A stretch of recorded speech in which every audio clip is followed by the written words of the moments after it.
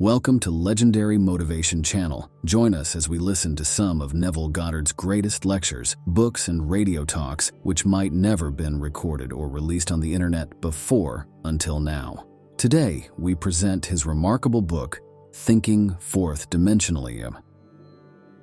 In this video, we've utilized AI-enhanced technology to improve the audio quality, featuring the voice of Neville Goddard. We hope you enjoy the content and kindly support us by liking, subscribing, and sharing your thoughts in the comments below.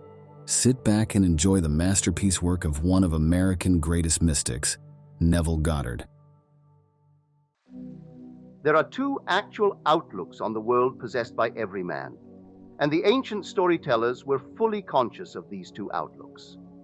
They called the one the carnal mind, and the other the mind of Christ.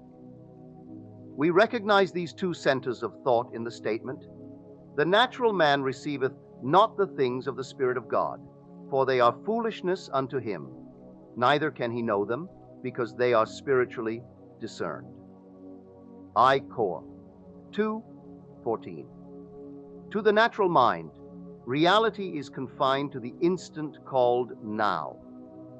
This very moment seems to contain the whole of reality. Everything else is unreal. To the natural mind, the past and the future are purely imaginary. In other words, my past, when I use the natural mind, is only a memory image of things that were. And to the limited focus of the carnal or natural mind, the future does not exist. The natural mind does not believe that it could revisit the past and see it as something that is present, something that is objective and concrete to itself. Neither does it believe that the future exists. To the Christ mind, the spiritual mind, which in our language we will call the fourth dimensional focus, the past, the present, and the future of the natural mind are a present whole. It takes in the entire array of sensory impressions that man has encountered, is encountering, and will encounter. The only reason you and I are functioning as we are today and are not aware of the greater outlook is simply because we are creatures of habit, and habit renders us totally blind to what otherwise we should see. But habit is not law. It acts as though it were the most compelling force in the world, yet it is not law. We can create a new approach to life. If you and I would spend a few minutes every day in withdrawing our attention from the region of sensation and concentrating it on an invisible state, and remain faithful to this contemplation, feeling and sensing the reality of an invisible state, we would in time become aware of this greater world, this dimensionally larger world. The state contemplated is now a concrete reality, displaced in time. Tonight, as we turn to our Bible, you be the judge as to where you stand in your present unfoldment. Our first story for tonight is from the 5th chapter of the Gospel of Mark. In this chapter, there are 3 stories told as though they were separate experiences of the dominant characters. In the first story, we are told that Jesus came upon an insane man, a naked man who lived in the cemetery and hid himself behind the tombs. This man appealed to Jesus not to cast out the devils that bedeviled him. But Jesus said unto him, "Come out of the man, thou unclean spirit." Mark 5:8. Thus Jesus cast out the devils that they may now destroy themselves. And we find this man, for the first time, clothed and in his right mind, and seated at the feet of the Master. We will get the psychological sense of this chapter by changing the name Jesus to that of enlightened reason or fourth dimensional thinking. As we progress in this chapter, we are told that Jesus now comes upon the high priest, whose name is Jairus. And Jairus, the high priest of the synagogue, has a child who is dying. She is 12 years old, and he appeals to Jesus to come and heal the child.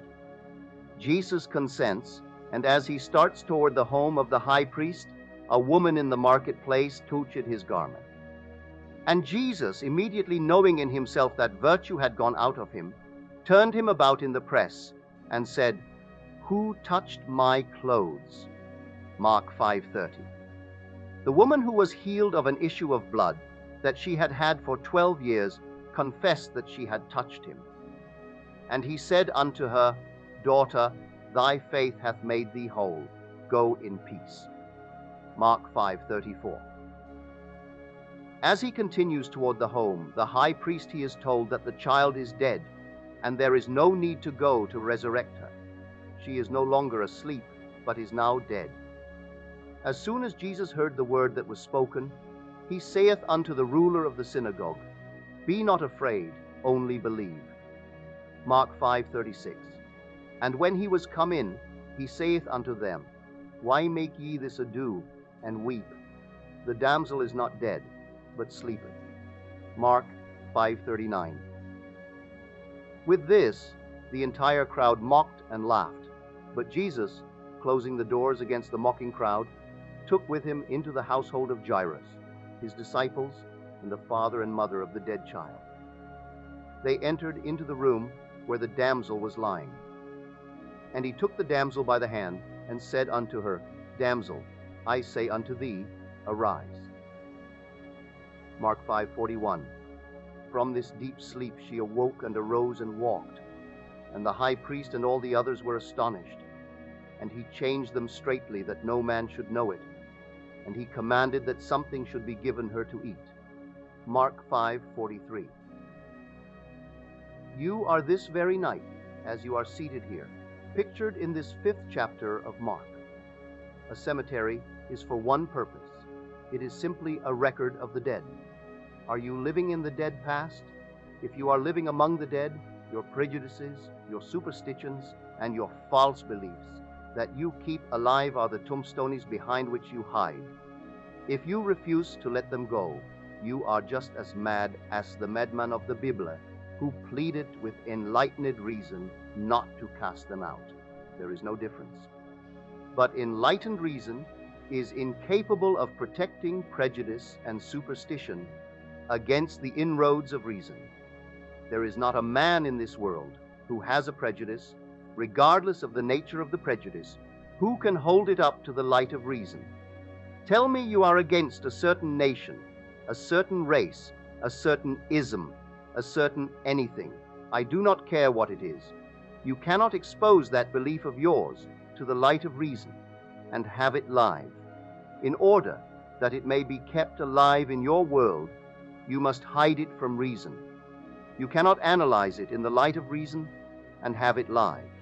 When this 4th dimensional focus comes and shows you a new approach to life and casts out of your own mind all these things that bedeviled you, you are then cleansed and clothed in your right mind, and you sit at the foot of understanding, called the feet of the Master. Now clothed and in your right mind, you can resurrect the dead. What died? The child in the story is not a child. The child is your ambition, your desire, the unfulfilled dreams of your heart. This is the child housed within the mind of man. For as I have stated before, the entire drama of the Bible is a psychological one. The Bible has no reference at all to any person who ever existed or any event that ever occurred upon earth. All the stories of the Bible unfold in the minds of the individual man. In this story, Jesus is the awakened intellect of man.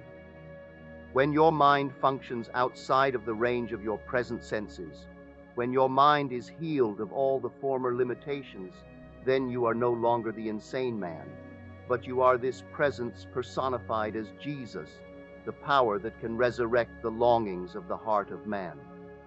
You are now the woman with the issue of blood. What is this issue of blood? A running womb is not a productive womb.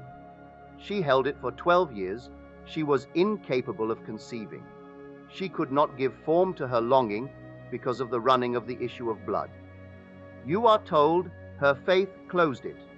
As the womb closes, it can give form to the seed or idea.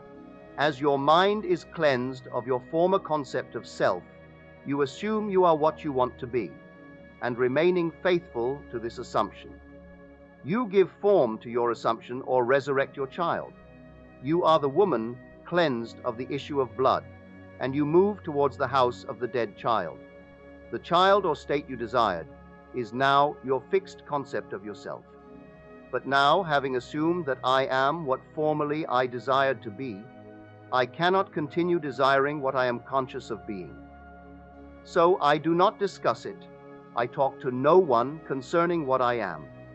It is so obvious to me that I am what I wanted to be, that I walk as though I were. Walking as though I am what formerly I wanted to be, my world of limited focus does not see it and thinks I no longer desire it. The child is dead within their world. But I, who know the law, say, the child is not dead. The damsel is not dead. She but sleepeth. I now awaken her. I, by my assumption, awaken and make visible in my world what I assume, for assumptions, if sustained, invariably awaken what they affirm. I close the door. What door? The door of my senses. I simply shut out completely all that my senses reveal. I deny the evidence of my senses. I suspend the limited reason of the natural man and walk in this bold assertion that I am what my senses deny. With the door of my senses closed, what do I take into that disciplined state? I take no one into that state but the parents of the child and my disciples. I close the door against the mocking, laughing crowd. I no longer look for confirmation. I completely deny the evidence of my senses, which mock my assumption, and do not discuss with others whether my assumption is possible or not. Who are the parents? We have discovered that the father-mother of all creation is man's I amness. Man's consciousness is God. I am conscious of the state. I am the father-mother of all my ideas, and my mind remains faithful to this new concept of self. My mind is disciplined. I take into that state the disciples, and I shut out of that state everything that would deny it. Now the child, unaided by a man, is resurrected. The condition which I desired and assumed that I had becomes objectified within my world and bears witness to the power of my assumption. You be the judge. I cannot judge you. You are either living now in the dead past, or you are living as the woman whose issue of blood has been stanched. Could you actually answer me if I asked you the question? Do you believe now that you, without the assistance of another, need only assume that you are what you want to be to make that assumption real within your world?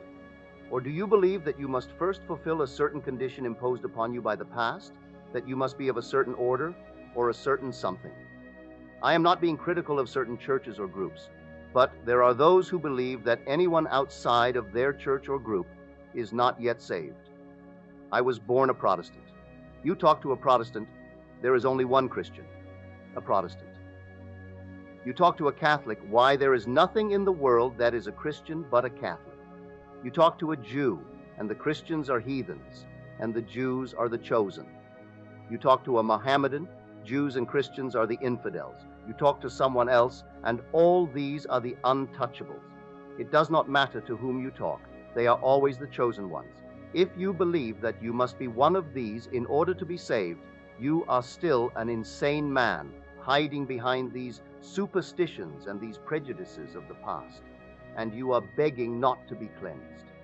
Some of you say to me, do not ask me to give up my belief in Jesus the man, or in Moses the man, or in Peter the man. When you ask me to give up my belief in these characters, you are asking too much. Leave me these beliefs because they comfort me. I can believe that they lived upon earth and still follow your psychological interpretation of their stories. I say, come out of the dead past. Come out of that cemetery and walk, knowing that you and your Father are one, and your Father, who men call God, is your own consciousness. That is the only creative law in the world. Of what are you conscious of being? Although you cannot see your objective with the limited focus of your three-dimensional mind, you are now that which you have assumed you are. Walk in that assumption and remain faithful to it. Time in this dimension of your being beats slowly, and you may not, even after you objectify your assumption, remember there was a time when this present reality was but an attitude of mind. Because of the slowness of the beat of time here, you often fail to see the relationship between your inner nature and the outer world that bears witness to it. You be the judge of the position you now occupy in this 5th chapter of Mark. Are you resurrecting the dead child? Are you still in need of having that womb of your mind closed? Is it still running and therefore cannot be fertile? Are you now the insane man living in the deed past? Only you can be the judge and answer these questions. Now we turn to a story in the 5th chapter of the Gospel of John. This will show you how beautifully the ancient storytellers told of the two distinct outlooks on this world. One, the limited 3-dimensional focus, and the other, the 4th-dimensional focus. This story tells of an impotent man who is quickly healed. Jesus comes to a place called Bethesda, which by definition means the house of 5 porches. On these 5 porches are unnumbered impotent folk, lame, blind, halt, withered, and others. Tradition had it that at certain seasons of the year an angel would descend and disturb the pool which was near these 5 porches. As the angel disturbed the pool, the first one in was always healed, but only the first one, not the second. Jesus, seeing a man who was lame from his mother's womb, said to him, "Wilt thou be made whole?" John 5:6. The impotent man answered him, "Sir, I have no man, when the water is troubled, to put me into the pool. But while I am coming, another steppeth down before me." John 5:7. Jesus saith unto him, "Rise, take up thy bed and walk." John 5:8. And immediately the man was made whole, and took up his bed, and walked. And on the same day was the Sabbath. John 5:9. You read this story, and you think some strange man who possessed miraculous power suddenly said to the lame man, "Rise and walk." I cannot repeat too often that the story, even when it introduces numberless individualities, takes place within the mind of the individual man. The pool is your consciousness. The angel is an idea called the messenger of God. Consciousness being God, when you have an idea, you are entertaining an angel. The minute you are conscious of a desire, your pool has been disturbed. Desire disturbs the mind of man. To want something is to be disturbed. The very moment you have an ambition or a clearly defined objective, the pool has been disturbed by the angel, which was the desire. You are told that the first one into the disturbed pool is always healed. My closest companions in this world, my wife and my little girl, are to me, when I address them, second. I must speak to my wife as "you are." I must speak to anyone, no matter how close they are, as "you are." And after that, the third person, he is. There is only one person in this world with whom I can use the first person present, and that is self. I am can be said only of myself. It cannot be said of another. Therefore, when I am conscious of some desire that I want to be, but seemingly am not, the pool being disturbed, who can get into that pool before me? I alone possess the power of the first person. I am that which I want to be. Except I believe I am what I want to be, I remain as I formerly was and die in that limitation.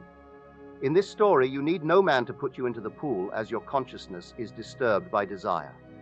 All you need do is to assume you are already that which formerly you wanted to be, and you are in it, and no man can get in before you. What man can get in before you when you become conscious of being that which you want to be? No one can be before you when you alone possess the power to say, "I am." These are the two outlooks. You are now what your senses would deny.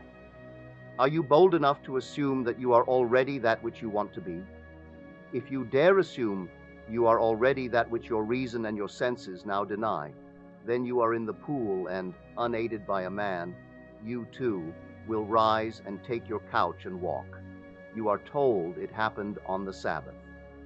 The Sabbath is only the mystical sense of stillness, when you are unconcerned, when you are not anxious, when you are not looking for results, knowing that signs follow and do not precede. The Sabbath is the day of stillness, wherein there is no working.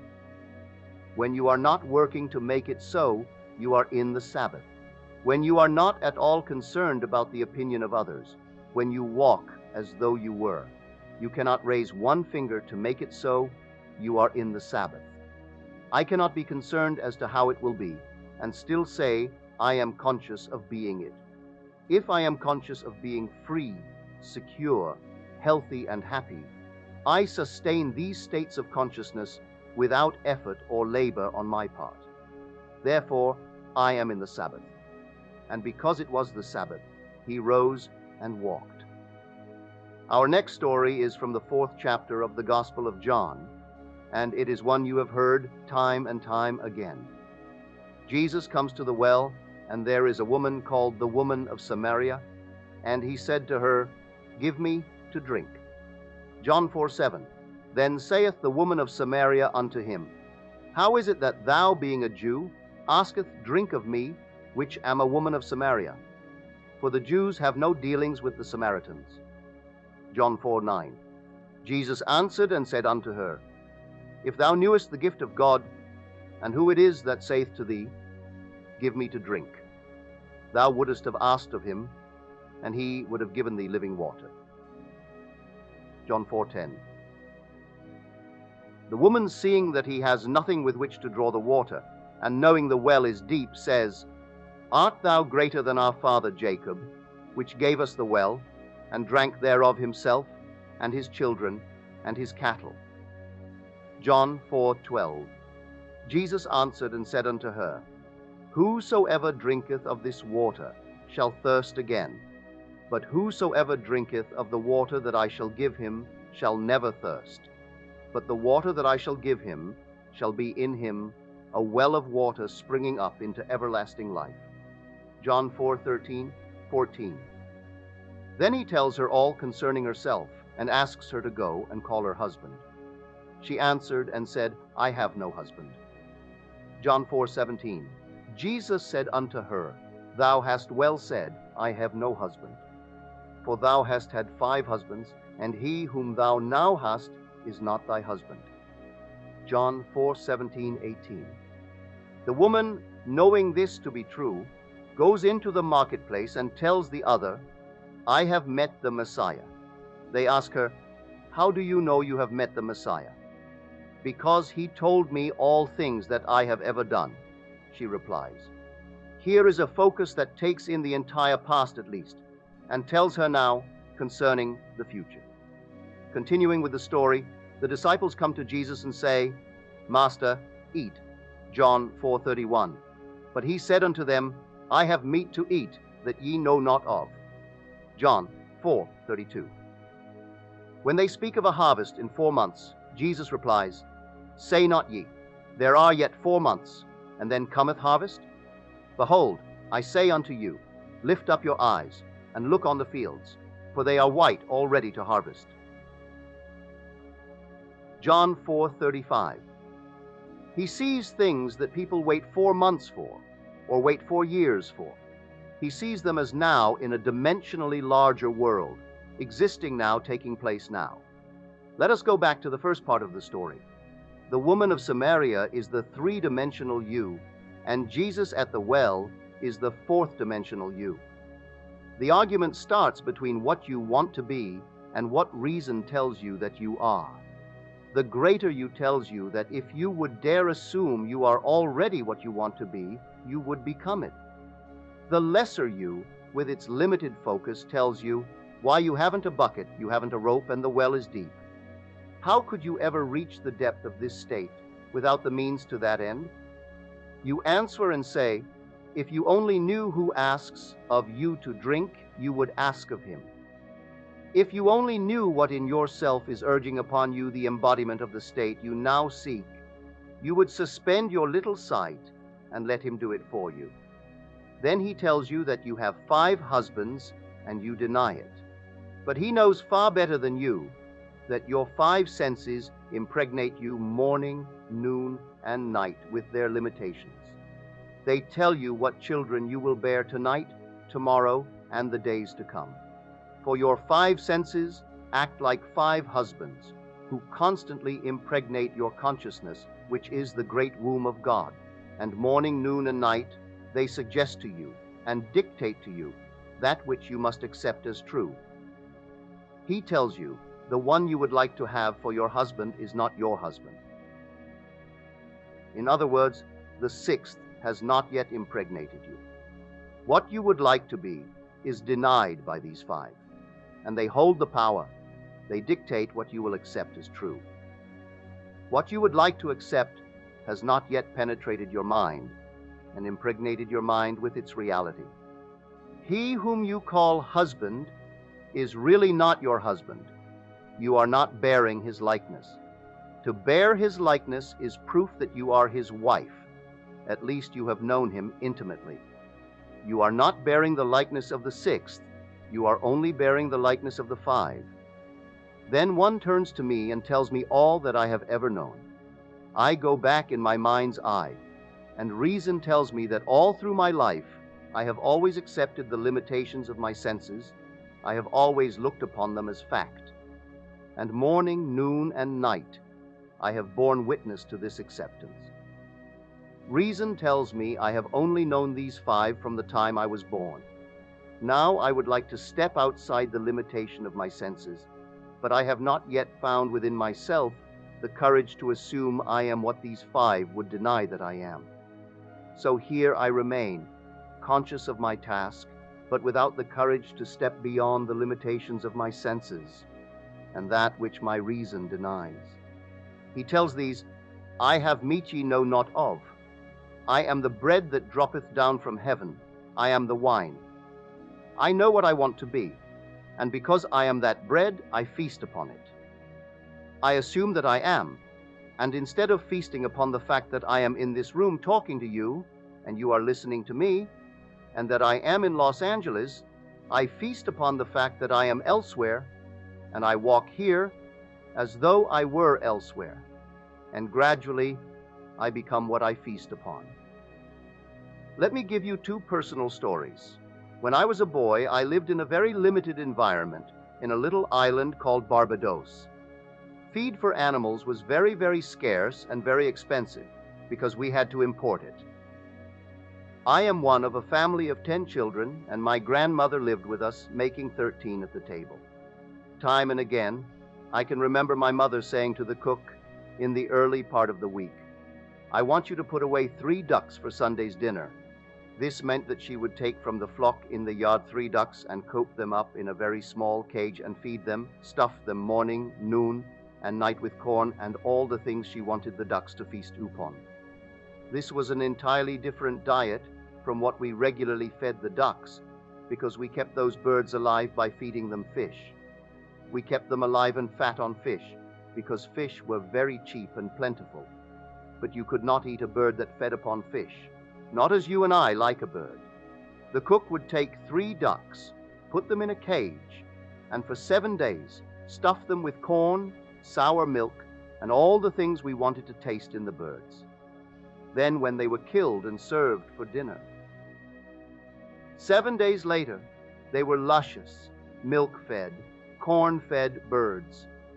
But occasionally the cook forgot to put away the birds, and my father, knowing we were having ducks and believing that she had carried out the command, did not send anything else for dinner, and 3 fish came to the table. You could not touch those birds, for they were so much the embodiment of what they fed upon. Man is a psychological being, a thinker. It is not what he feeds upon physically, but what he feeds upon mentally that he becomes.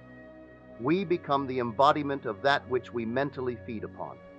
Now those ducks could not be fed corn in the morning, and fish in the afternoon, and something else at night. It had to be a complete change of diet. In our case, we cannot have a little bit of meditation in the morning, curse at noon, and do something else in the evening. We have to go on a mental diet. For a week, we must completely change our mental food. Whatsoever things are true, whatsoever things are honest, whatsoever things are just, whatsoever things are pure, whatsoever things are of good report, if there be any virtue, and if there be any praise, think on these things. Phil. 4:8. As a man thinketh in his heart, so is he. If I could now single out the kind of mental food I want to express within my world and feast upon it, I would become it. Let me tell you why I am doing what I am doing today. It was back in 1933 in the city of New York, and my old friend Abdullah, with whom I studied Hebrew for 5 years, was really the beginning of the eating of all my superstitions. When I went to him, I was filled with superstitions. I could not eat meat. I could not eat fish. I could not eat chicken. I could not eat any of these things that were living in the world. I did not drink. I did not smoke. And I was making a tremendous effort to live a celibate life. Abdullah said to me, I am not going to tell you you are crazy, Neville, but you are, all these things are stupid. But I could not believe they were stupid. In November 1933, I bade goodbye to my parents in the city of New York as they sailed for Barbados. I had been in this country 12 years with no desire to see Barbados. I was not successful, and I was ashamed to go home to successful members of my family. After 12 years in America, I was a failure in my own eyes. I was in the theater and made money 1 year and spent it the next month. I was not what I would call by their standards, nor by mine, a successful person. Mind you, when I said goodbye to my parents in November, I had no desire to go to Barbados. The ship pulled out, and as I came up the street, something possessed me with a desire to go to Barbados. It was the year 1933. I was unemployed and had no place to go except a little room on 75th Street.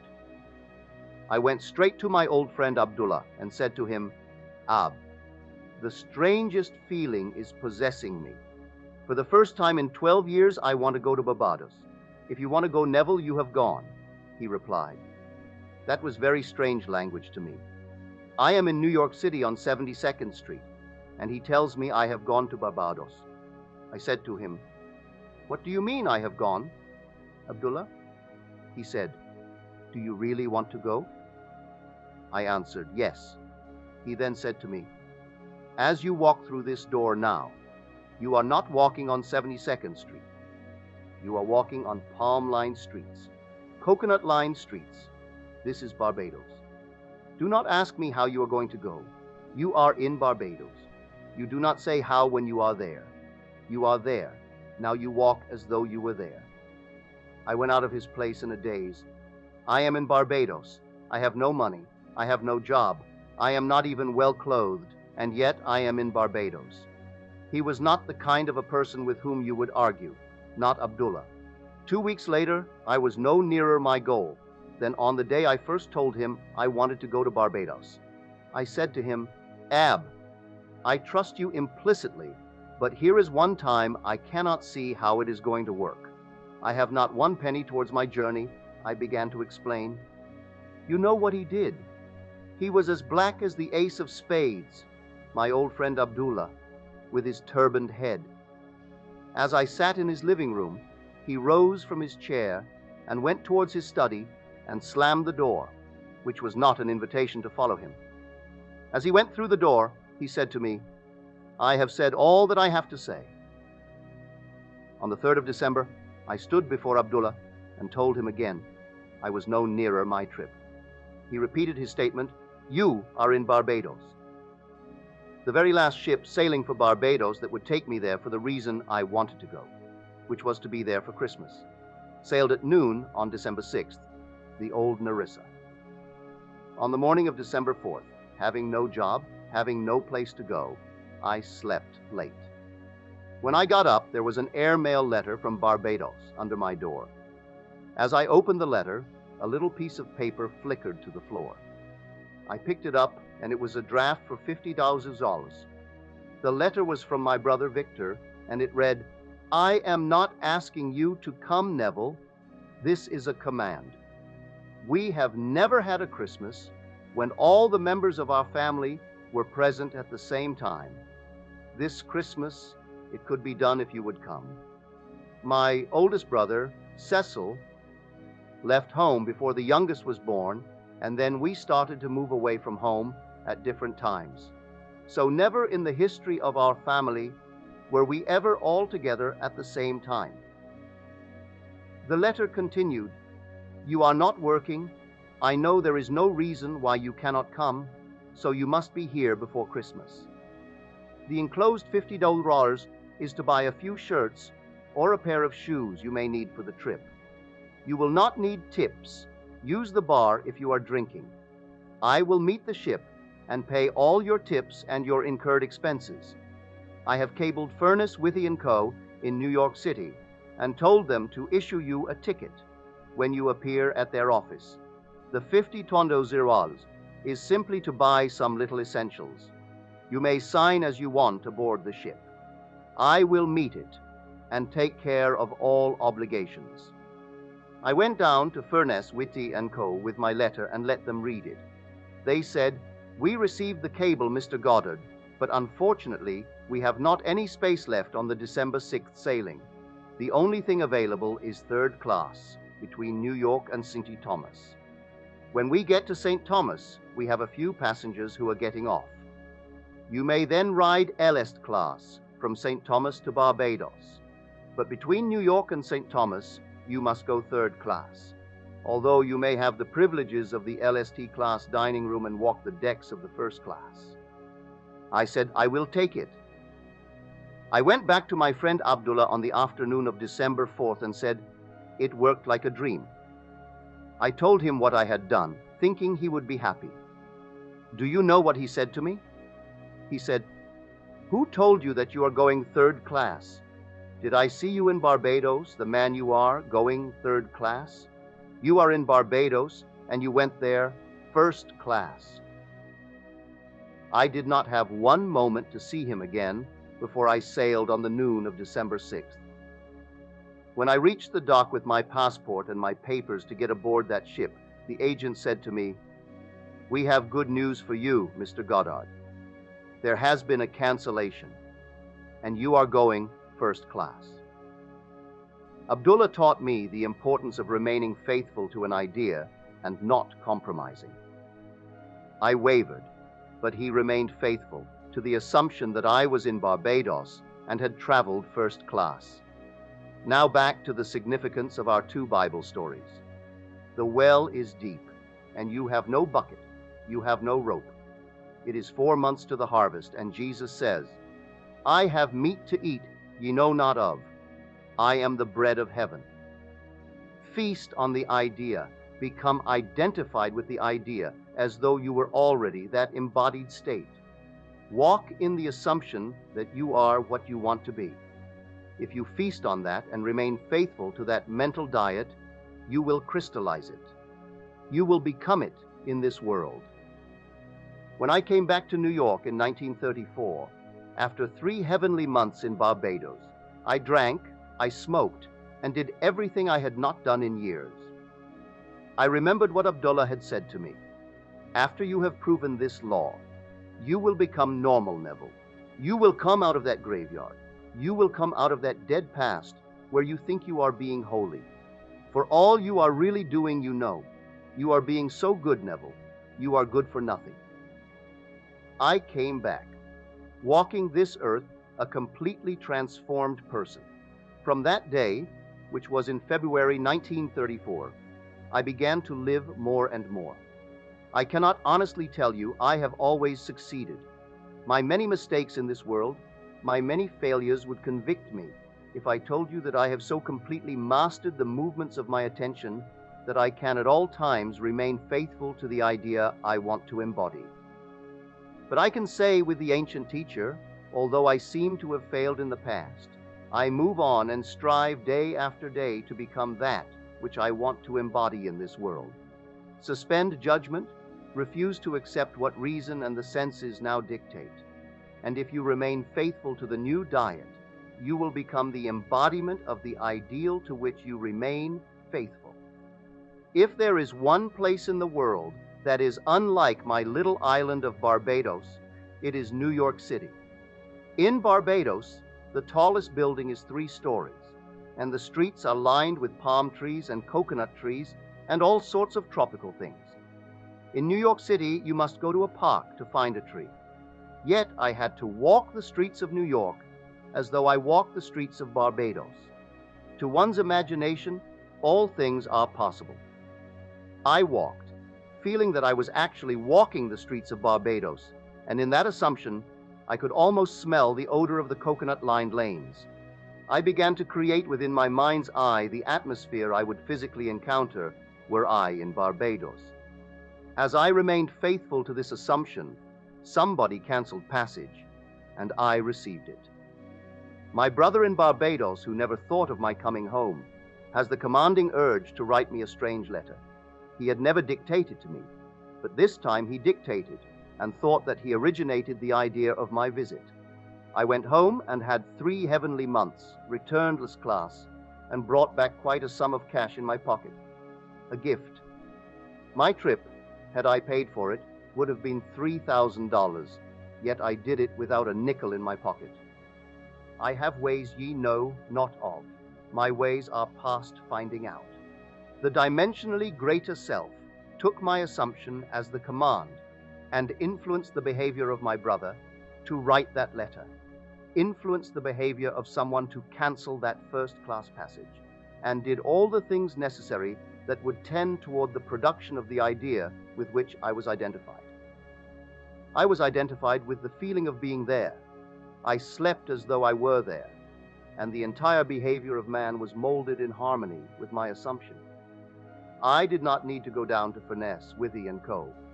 and beg them for a passage, asking them to cancel someone who was booked first class. I did not need to write my brother and beg him to send me some money or buy me a passage. He thought he originated the act. Actually, to this day, he believes that we initiated the desire to bring me home. My old friend Abdullah simply said to me, "You are in Barbados, Neville. You want to be there? Wherever you want to be, there you are. Live as though you are, and that you shall be." These are the 2 outlooks. On the world possessed by every man, I do not care who you are. Every child born of woman, regardless of race, nation, or creed, possesses 2 distinct outlooks on the world. You are either the natural man who receiveth not the things of the Spirit of God, because to you, in the natural focus, they are foolishness unto you, or you are the spiritual man, who perceiveth things outside of the limitations of your senses, because all things are now realities in a dimensionally larger world. There is no need to wait 4 months to harvest. You are either the woman of Samaria or Jesus at the well. You are the man waiting on the 5 porches for the disturbance and someone to push him in, or you are the one who can command yourself to rise and walk in spite of others who wait. Are you the man behind the tombstones in the cemetery, waiting and begging not to be cleaned because you do not want to be cleansed of your prejudices? One of the most difficult things for man to give up is his superstitions, his prejudice. He holds on to these as though they were the treasure of treasures. When you do become cleansed and you are free, then the womb, your own mind, is automatically healed. It becomes the prepared ground where seeds, your desires, can take root and grow into manifestation. The child you now bear in your heart is your present objective. Your present longing is a child that is as though it was sick. If you assume you are now what you would like to be, the child for a moment becomes dead because there is no disturbance anymore. You cannot be disturbed when you feel you are what you want to be, because if you feel you are what you wanted to be, you are satisfied in that assumption. To others who judge superficially, you seem no longer to desire, so to them the desire or damsel is dead. They think you have lost your ambition because you no longer discuss your secret ambition. You have completely adjusted yourself to the idea. You have assumed that you are what you want to be. You know, she is not dead, she but sleeps. I go to awaken her. I walk in the assumption that I am, and as I walk, I quietly awaken her. Then when she awakens, I will do the normal, natural thing. I will give her to eat. I will not brag about it and tell others. I simply go and tell no man. I feed this state I now like with my attention. I keep it alive within my world by becoming attentive to it. Things that I am not attentive to fade and wither within my world, regardless of what they are. They are not just born and then remain unfed. I gave them birth by reason of the fact that I became conscious of being them. When I embody them within my world, that is not the end. That is the beginning. Now I am a mother who must keep alive this state by being attentive to it. The day that I am not attentive, I have withdrawn my milk from it, and it fades from my world as I become attentive to something else in my world. You can either be attentive to the limitations and feed these and make them mountains, or you can be attentive to your desires. But to become attentive, you must assume you are already that which you wanted to be. Although today we speak of a third-dimensional and a fourth-dimensional focus, do not think for one moment these ancient teachers were not fully conscious of these two distinct centers of thought within the minds of all men. They personified these two, and they tried to show man that the only thing which robs him of the man he could be is habit. Although it is not law, every psychologist will tell you that habit is the most inhibiting force in the world. It completely restricts man and binds him and makes him totally blind to what otherwise he should be. Begin now to mentally see and feel yourself as that which you want to be, and feast upon that sensation morning, noon, and night. I have scoured the Bible for a time interval that is longer than 3 days, and I have not found it. Jesus answered and said unto them, Destroy this temple, and in 3 days I will raise it up. John 2:19. Prepare you victuals, for within 3 days ye shall pass over this Jordan, to go in to possess the land, which the Lord your God giveth you to possess it. Joshua 1:11. If I could completely saturate my mind with one sensation and walk as though it were already a fact, I am promised, and I cannot find any denial of it in this great book, that I do not need more than a 3-day diet if I remain faithful to it. But I must be honest about it. If I change my diet in the course of the day, I extend the time interval. You ask me, but how do I know about the interval? You yourself determine the interval. We have today in our modern world a little word which confuses most of us. I know it confused me until I dug deeper. The word is action. Action is supposed to be the most fundamental thing in the world. It is not an atom, it is more fundamental. It is not a part of an atom like an electron, it is more fundamental than that. They call it the fourth dimensional unit. The most fundamental thing in the world is action. You ask, what is action? Our physicists tell us that it is energy multiplied by time.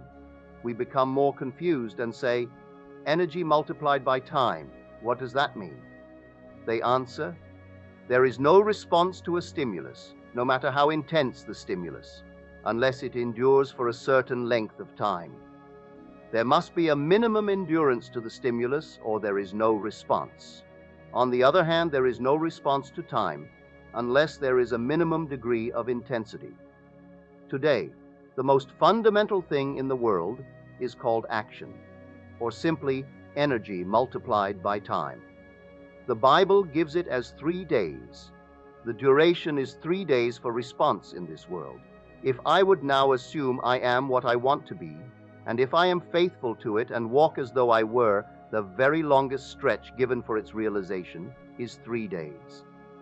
If there is something tonight that you really want in this world, then experience in imagination What you would experience in the flesh were you to realize your goal and deafen your ears, and blind your eyes to all that denies the reality of your assumption. If you do this, you would be able to tell me before I leave this city of Los Angeles that you have realized what was only a wish when you came here. It will be my joy to rejoice with you in the knowledge that the child, which was seemingly dead, is now alive. This damsel really was not dead. She was only asleep. You fed her in this silence because you have meat no one else knows of. You gave her food, and she became a resurrected living reality within your world. Then you can share your joy with me, and I can rejoice in your joy. The purpose of these lessons is to remind you of the law of your own being, the law of consciousness. You are that law. You were only unconscious of its operation. You fed and kept alive the things you did not wish to express within this world. Take my challenge and put this philosophy to the test. If it does not work, you should not use it as a comforter. If it is not true, you must completely discard it. I know it is true. You will not know it until you try either to prove or disprove it. Are you the man behind the tombstones in the cemetery, waiting and begging not to be clean, because you do not want to be cleansed of your prejudices? One of the most difficult things for man to give up is his superstitions, his prejudice. He holds on to these as though they were the treasure of treasures. When you do become cleansed and you are free, then the womb, your own mind, is automatically healed. It becomes the prepared ground where seeds, your desires, can take root and grow into manifestation. The child you now bear in your heart is your present objective. Your present longing is a child that is as though it were sick. If you assume you are now what you would like to be, the child for a moment becomes dead because there is no disturbance anymore. You cannot be disturbed when you feel you are what you want to be, because if you feel you are what you wanted to be, you are satisfied in that assumption. To others who judge superficially, you seem no longer to desire. So to them the desire or damsel is dead. They think you have lost your ambition because you no longer discuss your secret ambition. You have completely adjusted yourself to the idea. You have assumed that you are what you want to be. You know, she is not dead, she but sleepeth. I go to awaken her. I walk in the assumption that I am, and as I walk, I quietly awaken her. Then when she awakens, I will do the normal, natural thing. I will give her to eat. I will not brag about it and tell others. I simply go and tell no man. I feed this state I now like with my attention. I keep it alive within my world by becoming attentive to it. Things that I am not attentive to fade and wither within my world, regardless of what they are. They are not just born and then remain unfed. I gave them birth by reason of the fact that I became conscious of being them. When I embody them within my world, that is not the end, that is the beginning. Now I am a mother who must keep alive this state by being attentive to it. The day that I am not attentive, I have withdrawn my milk from it, and it fades from my world as I become attentive to something else in my world.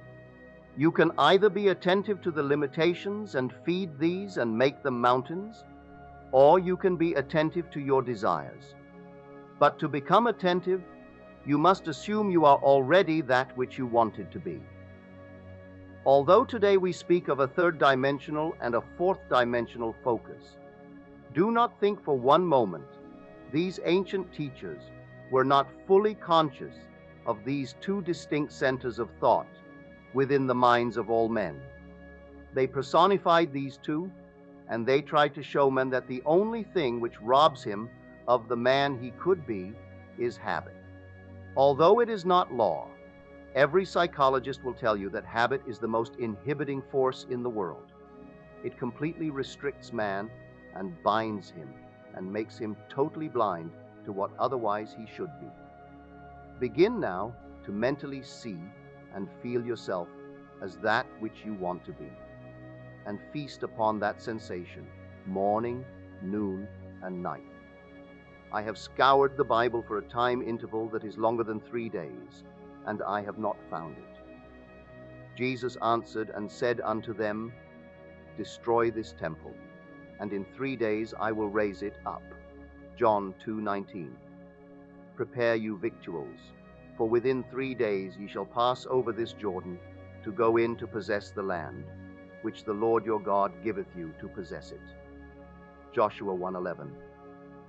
If I could completely saturate my mind with one sensation and walk as though it were already a fact, I am promised, and I cannot find any denial of it in this great book, that I do not need more than a 3-day diet if I remain faithful to it. But I must be honest about it. If I change my diet in the course of the day, I extend the time interval. You ask me, but how do I know about the interval? You yourself determine the interval. We have today in our modern world a little word which confuses most of us. I know it confused me until I dug deeper. The word is action. Action is supposed to be the most fundamental thing in the world. It is not an atom, it is more fundamental. It is not a part of an atom like an electron, it is more fundamental than that. They call it the fourth dimensional unit. The most fundamental thing in the world is action. You ask, what is action? Our physicists tell us that it is energy multiplied by time. We become more confused and say, energy multiplied by time, what does that mean? They answer, there is no response to a stimulus, no matter how intense the stimulus, unless it endures for a certain length of time. There must be a minimum endurance to the stimulus, or there is no response. On the other hand, there is no response to time, unless there is a minimum degree of intensity. Today, the most fundamental thing in the world is called action, or simply energy multiplied by time. The Bible gives it as 3 days. The duration is 3 days for response in this world. If I would now assume I am what I want to be, and if I am faithful to it and walk as though I were, the very longest stretch given for its realization is 3 days. If there is something tonight that you really want in this world, then experience in imagination what you would experience in the flesh were you to realize your goal and deafen your ears and blind your eyes to all that denies the reality of your assumption. If you do this, you would be able to tell me before I leave this city of Los Angeles that you have realized what was only a wish when you came here. It will be my joy to rejoice with you in the knowledge that the child which was seemingly dead is now alive.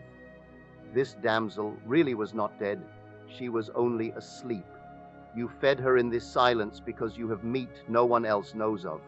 You gave her food, and she became a resurrected living reality within your world. Then you can share your joy with me, and I can rejoice in your joy. The purpose of these lessons is to remind you of the law of your own being, the law of consciousness. You are that law. You were only unconscious of its operation. You fed and kept alive the things you did not wish to express within this world. Take my challenge and put this philosophy to the test. If it does not work, you should not use it as a comforter. If it is not true, you must completely discard it. I know it is true. You will not know it until you try either to prove or disprove it. Too many of us have joined isms, and we are afraid to put them to the test because we feel we might fail. And then, where are we? Not really wanting to know the truth concerning it, we hesitate to be bold enough to put it to the test. You say, I know it would work in some other way. I do not want to really test it. While I have not yet disproved it, I can still be comforted by it. Now, do not fool yourself. Do not think for 1 second that you are wise. Prove or disprove this law. I know that if you attempt to disprove it, you will prove it, and I will be the richer for your proving it, not in dollars, not in things, but because you become the living fruit of what I believe I am teaching in this world. It is far better to have you a successful, satisfied person after 5 days of instruction than to have you go out dissatisfied. I hope you will be bold enough to challenge this instruction and either prove or disprove it. Now, before we go into the silence period, I shall briefly explain the technique again. We have two techniques in applying this law. Everyone here must now know exactly what he wants. You must know that if you do not get it tonight, you will still be as desirous tomorrow concerning this objective. When you know exactly what you want, construct in your mind a single, simple event, which implies fulfillment of your desire, an event wherein self predominates. Instead of sitting back and looking at yourself as though you were on the screen, you be the actor in the drama. Restrict the event to one single action. If you are going to shake a hand because that implies fulfillment of your desire, then do that and that only. Do not shake hands and then wander off in your imagination to a dinner party or to some other place. Restrict your action to simply shaking hands and do it over and over again until that handshake takes on the solidity and the distinctness of reality.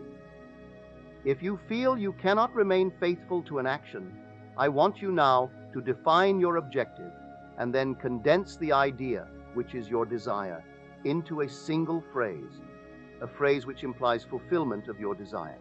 Some phrase such as, "Isn't it wonderful?" Or if I felt thankful because I thought someone was instrumental in bringing my desire to pass, I could say, "Thank you," and repeat it with feeling over and over again like a lullaby until my mind was dominated by the single sensation of thankfulness. We will now sit quietly in these chairs with the idea which implies fulfillment of our desire condensed to a single phrase or to a single act. We will relax and immobilize our physical bodies. Then, let us experience in imagination the sensation which our condensed phrase or action affirms. If you imagine yourself shaking another person's hand, do not use your physical hand. Let it remain immobilized. But imagine that housed within your hand is a more subtle, more real hand, which can be extracted in your imagination. Put your imaginary hand into the imaginary hand of your friend who stands before you and feel the handshake. Keep your physical body immobilized, even though you become mentally active in what you are now about to do. Now we will go into the silence. Hope you enjoy the lecture. Now we move to Q&A section. Question. When you have as assumed your desire, do you keep in mind the ever-presence of this greater one, protecting and giving you your assumption? Answer. The acceptance of the end wills the means. Assume the feeling of your wish fulfilled, and your dimensionally greater self will determine the means. When you appropriate a state as though you had it, the activity of the day will divert your mind from all anxious thoughts so that you do not look for signs. You do not have to carry the feeling that some presence is going to do it for you. Rather, you know it is already done. Knowing it is already a fact, walk as though it were, and things will happen to make it so. You do not have to be concerned about some presence doing anything for you. The deeper, dimensionally greater you has already done it. All you do is move to the place where you encounter it. Remember the story of the man who left the master and was on his way home when he met his servant who said, "Your son lives." And when he asked at what hour it was done, the servant replied, "The 7th hour."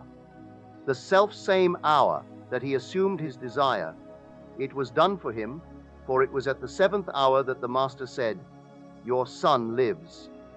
Your desire is already granted. Walk as though it were, and, although time beats slowly in this dimension of your being, it will nevertheless bring you confirmation of your assumption. I ask you not to be impatient, though. If there is one thing you really have need of, it is patience. Question. Isn't there a law that says you cannot get something for nothing? Must we not earn what we desire? Answer. Creation is finished. It is your Father's good pleasure to give you the kingdom. The parable of the prodigal son is your answer. In spite of man's waste, when he comes to his senses and remembers who he is, he feeds on the fatted calf of abundance and wears the robe and ring of authority. There is nothing to earn. Creation was finished in the foundation of time. You, as man, are God made visible for the purpose of displaying what is, not what is to be. Do not think you must work out your salvation by the sweat of your brow. It is not 4 months until the harvest, the fields are already white, simply thrust in the sickle.